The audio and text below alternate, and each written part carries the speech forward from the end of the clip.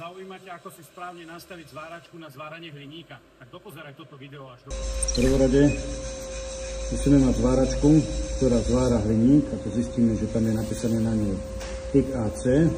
Zvolili sme si tik AC. Teraz si ideme nastaviť parametre. Najskôr si nastavíme ampere. Ja používam cca 30 až 40 ampérov na milimeter hĺbky materiálu. Takže v tomto prípade sme zvárali 1,5 materiál, takže môžeme tam použiť 60 ampérov.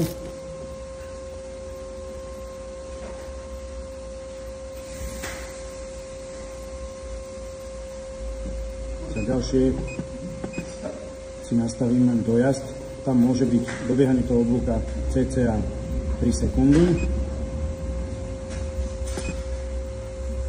Potom tam máme spodné ampére, tie môžu byť na 20 ampérov.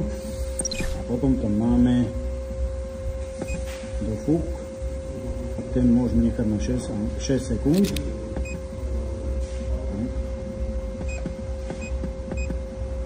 A ďalšie, čo je veľmi dôležité, sú herce. Čím tenší materiál, tak tým vyššie herce. Čiže keď zvárame nejakú jednotku, alebo 1,5, tak cca 250 až 200 Hz.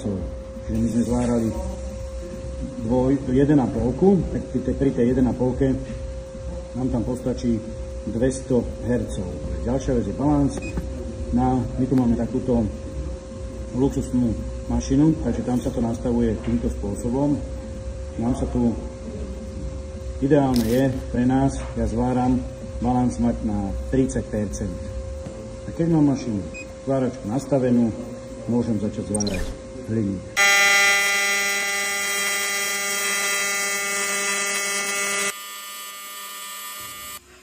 Ak by sa ti to aj nedarilo, nevedel by si s tým dať rady, mali sme tu veľa takých pánov, že prišli k nám, vieme ti s tým pomôcť.